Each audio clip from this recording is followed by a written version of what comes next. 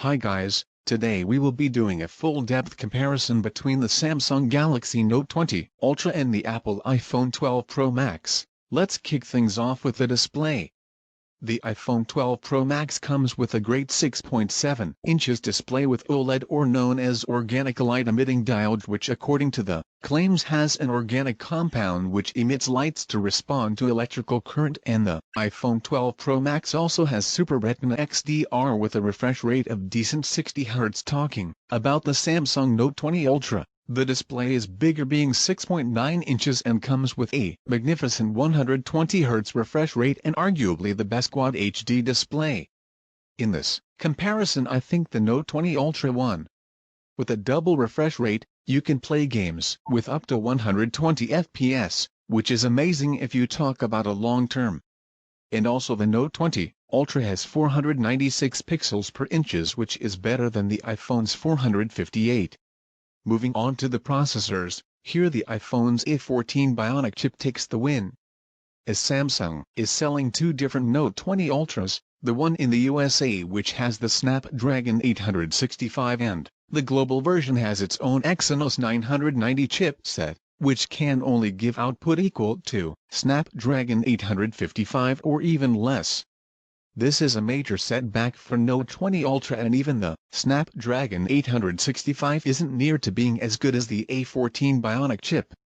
So iPhone wins this bout. The next we should talk about the RAMs of the phones. The iPhone 12 Pro Max has a 6GB RAM compared to 16GB and 12GB RAMs of two different models of Note 20 Ultra. The USA version has 16GB RAM while the global has 12GB. The Note 20 Ultra takes the win here, but with a short margin, as if there is one thing that Apple has taught us is that RAMs aren't the base of performance of a smartphone. The storage of the phones is 128GB, but Note 20 Ultra takes the win as its second SIM slot can be used as a micro SD slot and its memory can expanded through it. Talking about cameras, the iPhone 12 Pro Max has a triple camera system with all of them being 12 megapixel. While the Note 20 Ultra has a massive camera system with the main sensor being 108 megapixel, the ultra-wide-angle and telephoto camera being 12 megapixel each, and also has a laser AF sensor which helps a lot in focusing. The front camera of the iPhone is of 12 megapixel while Samsung Note 20 Ultra has relatively less, 10 megapixel. The video recording in the iPhone can be up to 4K in 60 FPS while the Note 20 Ultra takes it far beyond and can shoot 8K videos in 30 FPS, which is insane.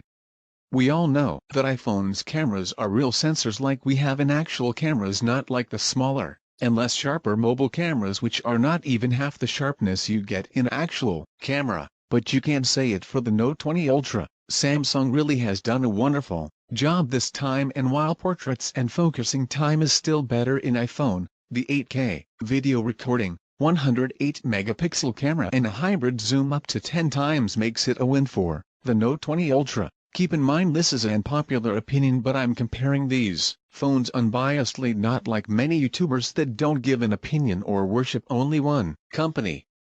I'm sorry if you disagree, you can tell me in the comments what I have said wrong. Now, back to the video. Note 20 Ultra's battery life is 45,000 mAh, while iPhone has only 3867 mAh battery. So Samsung wins here.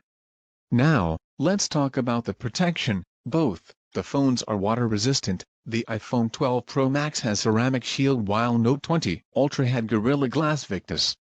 If you trust Apple, the ceramic shield is better than Gorilla Glass Victus, but they didn't say anything about its scratch resistance while Note 20 Ultra is scratch resistant. Note 20 Ultra supports 45 watts fast chargers while iPhone 12 Pro Max supports up to 20 watts. Both phones support 15 watts wireless charging. But Note 20 Ultra has a very special feature with which you can charge your wireless gadgets with your Note 20 Ultra. For example, if you put your AirPods on the back of your Note 20 Ultra, the AirPods will start getting charged. I'll give this point to Note 20 Ultra for fast charging and its accessory charging feature. Both of the phones don't have an 3.5mm headphone jack, but Note 20 Ultra has a USB-C headphone jack. The last thing is the UI, which I can't say that anyone wins in. See, both the Android and iOS are great in their own yards. Android is heavily customizable while iOS has a better interface, so I can't decide a winner here. Note 20 Ultra also has a stylus. Long story short, Samsung is no more the cheap Android that you had to buy if you couldn't get an iPhone. It's getting better, and if Samsung makes the necessary changes to its cameras, and stop giving it Samsung services, Samsung can easily dominate Apple. But for the sake of this comparison, if you can get an USA version of Note 20 Ultra, go for it, but if you can't get it, then I can only suggest you to get the iPhone 12 Pro Max, as the chipset lacks way too much for the other features to cover it up. Thank you guys for watching the video. If you liked it, punch the like button, subscribe and share it with your friends and family.